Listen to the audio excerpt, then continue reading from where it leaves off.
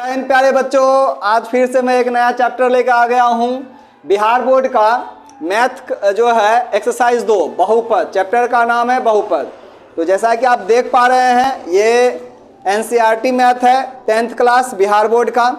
बच्चों, इसमें मैं ये मैथ ख़त्म करके फिर एसएफ मैथ भी बताऊंगा 10th क्लास का बिहार बोर्ड के लिए। ठीक है, ये पहले ख़त्म हो जाएगा, फिर एसएफ बुक को भी हम ख़त्म कर देंगे। ठीक, तो आज का जो टॉपिक है वो है बहुपद, एक्सरसाइज 2 बिहार बोर्ड का। तो चलिए इसमें शुरू करते हैं कि क्या क्या टॉपिक इसमें पढ़ना है और कैसे कैसे पढ़ना है। बड़ा आसान तरीक़ाओं से इसको पढ़ाया जाएगा। तो सबसे पहले हम समझेंगे बहुपद। अब बहुपद है क्या ना, तो बहुपद का जैसे नाम ही छुपा हुआ है, एक यहाँ पे है बहु और दूसरा है पद। बहु मतलब होता है एक से अधिक, एक से अधिक अधिक। अब पद का तो मतलब पद ही हो जाता है, यानी कि स्थान। ठीक है, यानी पद। तो वैसा बहुपद जो है उसमें एक से अधिक पदों को जो है बहुपद बोला जाता है। ये बहुपद जो है दो चीज़ों से मिलके बनेगा। क्या क्या से बनेगा? तो फर्स्ट में जो आएगा वो चर होती है, एक राशि होती है चर राशि। तो ये चर राशि और अचर राशि से मिलकर बनेगा। बहुपद किस किस से बनेगा? चर राशि और अचर राशि से मिलकर बनेगा। ठीक है, और याद रखिएगा चर राशि और अचर राशि के बीच में जो संबंध होता है वो गुना का होता है। गुना का संबंध हमेशा रहेगा। चलो मैं बता रहा हूं, जैसे कि अगर मैं 5x लिख लिया तो याद रखिएगा बुआ, इस 5x यानी ये जो है ये है अचर और ये x क्या है? चर। इस दोनों के बीच में गुना का रिलेशन होगा। इस दोनों के बीच में क्या रहेगा? गुना। यानी ये 5 और x से क्या हो रहा है? गुना हो रहा है। ठीक है, तो याद रखेंगे। इसलिए 5 जो है अचर हो गया और x क्या हो गया? चर। तो इसका ये मतलब हुआ कि चर जो है ये एक वैसी राशि है जिसका मान सदैव बदलता रहेगा। तो परिभाषा तो लिख सकते हैं ना, क्या होगा? वैसी राशि जिसका मान सदैव बदलता रहे। तो क्या हो गया परिभाषा चर राशि का? वैसी राशि जिसका मान सदैव बदलता रहेगा, उसे क्या कहेंगे? चर राशि कहेंगे। अब इसको पहचानेंगे कैसे कि चर राशि होता क्या है? तो इसको पहचानने का आसान तरीका है कि ए से लेके जेड तक में जो भी ए से जेड तक जितने भी है ये सब के सब क्या है? चर राशि है। बस याद रखेंगे इसमें सी और के को छोड़ के, सी और के को छोड़ के सभी के सभी अल्फाबेट जो है वह क्या कहलाएगा? चर राशि कहलाएगा। सेम उसी प्रकार से थोड़ा हम इसमें अचर का भी परिभाषा देख लेते हैं। इसका अपोजिट हो जाएगा। ये कहता है कि वैसी राशि जिसका मान बदलता रहेगा और ये कहेगा हम भाई नहीं बदलेंगे। तो इसका परिभाषा हो जाएगा वैसी राशि जिसका मान निश्चित हो, यानी कि ये अपने आप में एक निश्चित मानक होगा। तो इसको पहचानने का तरीका है कि गिनती की संख्या 1 2 3 4 5 डॉट डॉट डॉट इन्फिनिटिव तक जाएगा। ठीक है, तो ये जितने भी अंक है 1 2 3 4 5 ये सभी के सभी अचर राशि है। इसका ये मतलब हुआ कि ये अचर राशि का मान जो है वह निश्चित है। एक बात बताओ, अगर हम 5 लिखते हैं तो 5 के जगह पे हम किसी को बोल सकते हैं कि नहीं ये 5 नहीं ये 6 है? नहीं बोल सकते, क्योंकि 5 अपने जगह पे 5 डिजिट बन गया है। 6 लिखने के लिए जो है अलग सा डिजिट बना दिया गया है, तो इसलिए ये मान अपने आप में निश्चित हो गया है। ठीक है, तो ये जितने भी राशि 1 2 3 4 5 है ये सभी के सभी निश्चित है, इसका मान नहीं बदल सकता है। ठीक, इसलिए इसे क्या बोलते हैं? अचर राशि बोलते हैं। यानी कि बहुपद जो है वह चर और अचर इन दोनों से मिलकर बना हुआ है। ठीक, और दोनों के बीच में हमेशा गुना का चिन्ह रहेगा। चलिए अब नेक्स्ट टॉपिक को समझते हैं कि आखिर बहुपद जो है वह कितने प्रकार के हैं। ठीक है, तो बहुपद का जो है मुख्य रूप से 2 आधार होता है। तो पहला क्या आधार है? तो इसको हम फर्स्ट जो है और सेकेंड दोनों में विभक्त करते हैं। तो फर्स्ट जो है वह पद के आधार पर इसको बांटा जाता है। पद के आधार पर तो पहला बहुपद का जो तरीका, पहला जो बहुपद का जो आधार होगा वो पद का आधार होगा।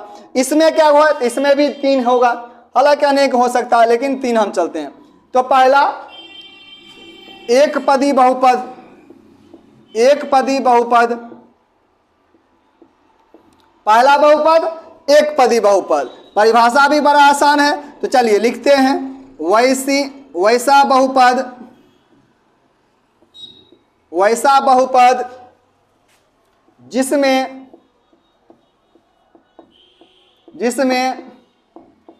पदों की अधिकतम संख्या 1 हो। वैसा बहुपद जिसमें पदों की अधिकतम संख्या 1 हो, क्या कहलाएगा, एक पदी बहुपद कहलाएगा। जैसे अगर मैं लिखता हूं 2x या 3y या फिर 5t, ये सभी में एक पद है, ये सभी एक पदी बहुपद है, इसको बोलेंगे एक पदी बहुपद। उसके बाद दूसरा जो होगा वह द्विपदी होगा, द्विपदी बहुपद, द्विपदी बहुपद नाम में ही छुपा हुआ है। द्वि मतलब 2, पद मतलब स्थान, तो होता ही पद, कितने पद हो जाएंगे, अब बहुपद यानी द्विपदी बहुपद। ठीक है, हो गया, चलो ये शांत रहो, ठीक है, देखो शांत रहो। चलिए, तो अब द्विघात बहुपद, तो नामे में छुपा हुआ है द्विघात बहुपद, है ना। द्वि मतलब 2, पदी मतलब पद, द्विघात बहुपद। वैसा बहुपद, इसी पे परिभाषा हो जाएगा, वैसा बहुपद जिसमें पदों की अधिकतम संख्या, यहाँ एक की जगह क्या हो जाएगा 2, उसको क्या कहेंगे, द्विघात बहुपद। तो परिभाषा लिखने की जरूरत नहीं है, इसी पे हो जाएगा, बस एक की जगह पे 2 लिख दिया जाएगा। ठीक है, द्विघात बहुपद हो जाएगा ये। तो एग्जांपल ले लेते हैं, 2x + 3y द्विघात है, एक घात, सॉरी द्विपदी बहुपद, घात बोल दिए, द्विपदी न होगा, एक पदी द्विपदी। उसी प्रकार 5y + 6x, तो यहाँ पे भी द्विपद, एक पद और द्विपद। सेम उसी प्रकार से सी नंबर में त्रिपदी बहुपद हो जाएगा, त्रिपदी बहुपद नाम में छुपा हुआ जिसमें 3 पद होगा। तो परिभाषा, वैसा बहुपद जिसमें पदों की अधिकतम संख्या 3 हो, त्रिपदी बहुपद कहलाएगा। जैसे 3x + 4y + 7t, याद रखेंगे, यहाँ पे यहाँ x अलग पद है, y अलग पद है, t अलग पद है, तो ये पद को देखेंगे, ये पद है, ठीक है, याद रखना है इसमें। तो पद के आधार पे जो है ये 3 होगा, एक पदी, द्विपदी और त्रिपदी। ठीक उसी प्रकार से हम यहाँ पे अब दूसरा जो होगा ये घात के आधार पे बोलेंगे, घात के आधार, घात के आधार पर। अब इसमें कितने घाती होंगे तो देखते हैं। तो पहला जो होगा वह एक घाती बहुपद, एक घाती बहुपद। तो परिभाषा सिंपल होगा, लिखते हैं, वैसा बहुपद जिसमें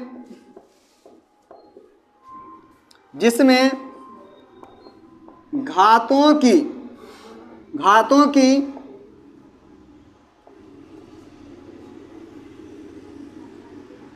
अधिकतम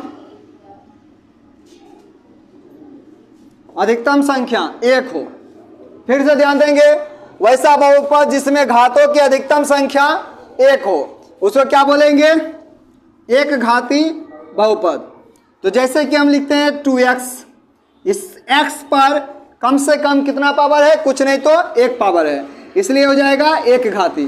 उसी प्रकार 3y, तो y पे कुछ नहीं तो 1 जरूर है, तो ये भी हो जाएगा एक घाती बहुपद। उसके बाद दूसरा जो होगा वह द्विघाती बहुपद, द्विघाती बहुपद। तो परिभाषा बड़ा सिंपल है, इसी पे हो जाएगा परिभाषा, वैसा बहुपद जिसमें घातों की अधिकतम संख्या 2 हो, यहाँ पे 2 हो जाएगा। तो परिभाषा होगा, वैसा बहुपद जिसमें घातों की अधिकतम संख्या, अधिकतम संख्या, अधिकतम संख्या, संख्या 2 हो। तो यहां ध्यान देंगे कि यहां बोला है घातों की अधिकतम संख्या, यानी ज्यादा से ज्यादा 2 होगा तभी जाके ये द्विघाती बहुपद कहलाएगा। ठीक है, तो जैसे एग्जांपल लेते हैं हम 2x square plus 3x plus 4 बराबर 0। अब यहाँ पे आप देखेंगे कि यहाँ पे x का पावर कुछ नहीं तो 1 है और यहाँ x पावर 2 है, तो x का अधिकतम पावर 2 गया।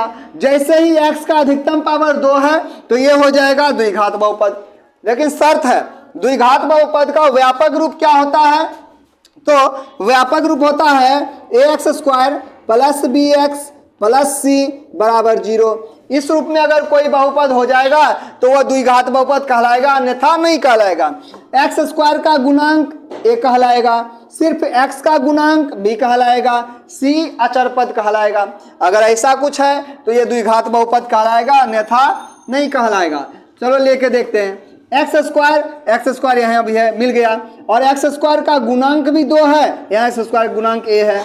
उसके बाद bx यानी कि x और इसके साथ गुणांक 3 हो गया, c अचर पद, यहाँ 4 अचर पद हो गया। इस पे ये पूरा का पूरा मिल गया है, इसलिए द्विघात बहुपद कहलाएगा।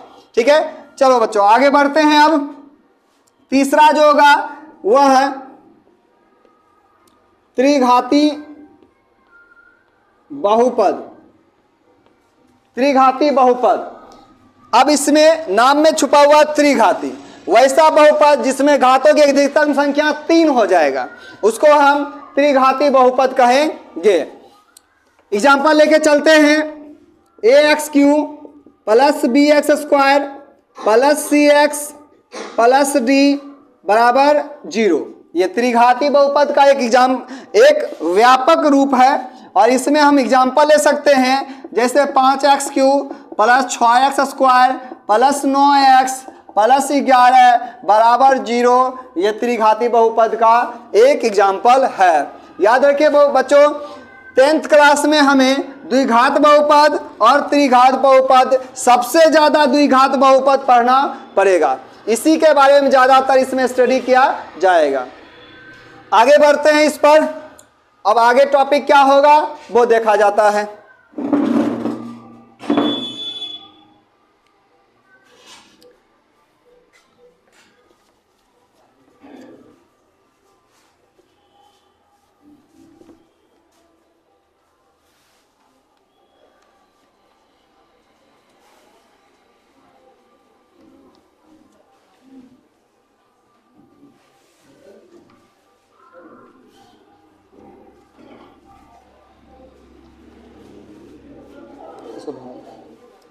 अब जैसा कि हम बता दिए हैं कि द्विघात बहुपद और त्रिघात बहुपद के बारे में जानना है, तो सबसे पहले हम द्विघात के बारे में देखते हैं कि आखिर द्विघात बहुपद क्या है।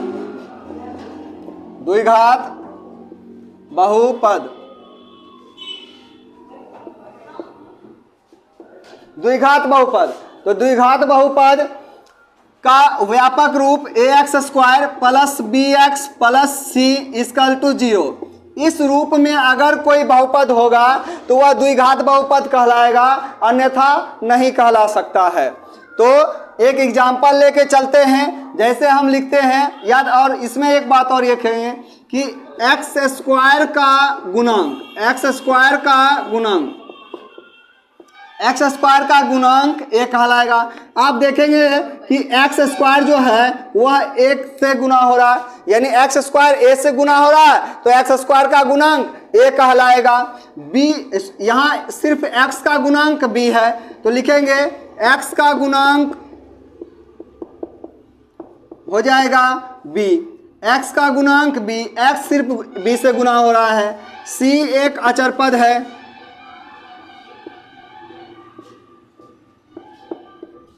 अचर पद, c एक अचर पद।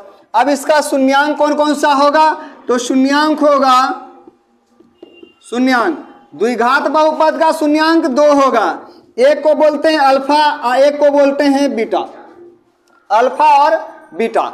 अब इसी प्रकार से यहाँ पे शून्यांक की सत्यता की जांच के लिए फार्मूला होता है। शून्यांक की सत्यता यानी जांच करने के लिए हमें दो फार्मूला होगा। एक होगा अल्फा प्लस बीटा, फार्मूला होगा माइनस बी बाय ए, और दूसरा फार्मूला होगा अल्फा इंटू बीटा, फार्मूला होगा सी बाय ए। इस फार्मूला पे भी हमें इसको बैठाकर देखना है और जांच करना है कि शून्यांक की सत्यता की जांच हो रही है या नहीं हो रही है। तो कुछ इस चीज़ों को इसको आपको ध्यान में रखना है। अब हम ध्यान देंगे कि आखिर बहुपद में शून्यांक निकाला कैसे जाएगा। तो शून्यांक दो तरीका से निकाला जाएगा, एक गुणनखंड विधि से और दूसरा विवेचक विधि से भी निकाल सकते हैं। तो पहले जो होगा विवेचक निकाल सकते हैं। विवेचक को इंग्लिश में डी बोला जाता है, और इस डी के लिए जो फॉर्मूला है वह होता है b square minus 4ac, b square minus 4ac, ये फार्मूला होता है विवेचक के लिए। फिर इसी में अगर आपको शून्यांक निकालनी हो तो शून्यांक के लिए दो फार्मूला हो जाएगा, एक होता है minus b plus minus root under D और बटे 2a। अब यहाँ से याद रखिएगा, एक केस में प्लस लेंगे और दूसरा केस में माइनस लेंगे, दो शून्यांक मिल जाएगा यहाँ से। ये भी फार्मूला आपको बहुत ही ज़्यादा इम्पॉर्टेंट है इस चैप्टर में, याद रखेंगे। अब कुछ अलग टॉपिक पर लेके चलते हैं कि आखिर और क्या क्या टॉपिक आ सकता है इसमें। फिलहाल बच्चों अभी हम लेसन शुरू नहीं किए हैं, इसमें जो है एक्सरसाइज 2.1 अभी शुरू नहीं किए हैं, सिर्फ बहुपद के बारे में बताया जा रहा है। इसके पूरे के बारे में बता दिया जाएगा, उसके बाद 2.1 शुरू किया जाएगा। ठीक है, अब नेक्स्ट टॉपिक पर चलते हैं कि अब इसी चैप्टर में आपको ग्राफ भी रहेगा, इसी चैप्टर में आपको ग्राफ रहेगा। तो ये हो गया x और ये हो गया x डैश, x डैश, ये कोमा जो इसको डैश बोलते हैं, इसका मतलब ये कि ये माइनस में रहेगा और ये प्लस में रहेगा। फिर सेम उसी प्रकार से यहाँ पे ये हो जाएगा y और ये y डैश, ये कोमा का मतलब डैश, यानी कि ये चिन्ह माइनस में रहेगा और ये प्लस में रहेगा। तो अब यहाँ पे ध्यान दीजिए, अब ग्राफ कैसे बनाया जाएगा, ग्राफ से क्वेश्चन कैसे आएगा। तो समझ लीजिए कि एक मैंने ग्राफ लिया इस तरीका से, ये एक ग्राफ है। अब बोलेगा कि बताइए इस ग्राफ में शून्यांकों की संख्या कितनी है। तो याद रखिएगा, ग्राफ में अगर शून्यांकों की संख्या पूछी जाएगी तो ज़्यादा ध्यान देना इस पे है कि एक्स अक्ष पे ग्राफ कितनी बार कट रही है। तो याद रखिएगा, पहले तो एक्स अक्ष पे यहाँ कटा 1, दूसरी बार यहाँ कटा 2, तीसरी बार यहाँ कटा 3, चौथी बार यहाँ कटा 4। तो ये एक्स अक्ष, ये लाइन सीधी लाइन जो एक्स अक्ष है, इस पे 4 बार ग्राफ कटा है, इसलिए इसकी शून्यांकों की संख्या 4 हो जाएगा। याद रखेंगे, और इस तरीका से क्वेश्चन आता है। ध्यान देंगे कि y अक्ष, ये जो सीधा लाइन है, इस y अक्ष पे हमें कोई मतलब नहीं कितने बार कटे, x अक्ष पे ध्यान देना है कि जितनी बार ये x अक्ष पे कटेगा शून्यांकों की संख्या उतनी ही होगी। तो बताइए यहाँ पे शून्यांकों की संख्या कितनी हो जाएगी, शून्यांकों की संख्या, शून्यांकों की संख्या, तो शून्यांकों की संख्या 1 बार कटा, 2 बार कटा, 3 बार कटा और 4 बार कटा, यानी 4, शून्यांकों की संख्या 4 हो गई। तो दूसरा टाइप इस तरह के भी क्वेश्चन आएगा और ध्यान से बनाएंगे। अब अगला टाइप क्या होगा क्वेश्चन का, वो ध्यान दीजिए। इसी में और ग्राफ में आएगा इस तरीका से, ये एक मैंने फिर से ग्राफ ले लिया, x डैश y डैश। ठीक है, अब इसमें पूछेगा कि बताइए ग्राफ को देखकर कि बहुपद कौन सा है। तो याद रखिए, एक मैंने ग्राफ ऐसे ले लिया, एक ग्राफ मैंने ऐसे ले लिया। ठीक है, तो ये ग्राफ देखिए, याद रखिएगा, अब अगर ग्राफ जो है, ग्राफ परवलय, ग्राफ परवलय हो तो बहुपद द्विघाती होगा, द्विघाती होगा। यदि ग्राफ परवलय, परवलय किसे कहते हैं, ये इस तरीका से यू के आकार का, अगर यू के आकार का ग्राफ होगा, चाहे सीधा यू हो और चाहे उल्टा यू हो, अगर परवलय ग्राफ होगा तो वह द्विघाती बहुपद कहलाएगा। जैसा कि ये देख रहे हैं, ये उल्टा यू है, उल्टा यू है, तो इसका मतलब ये कि ये परवलय है, इसलिए ये द्विघाती बहुपद कहलाएगा। तो लिखेंगे यहाँ पे, चूंकि ग्राफ परवलय है, परवलय है, इसलिए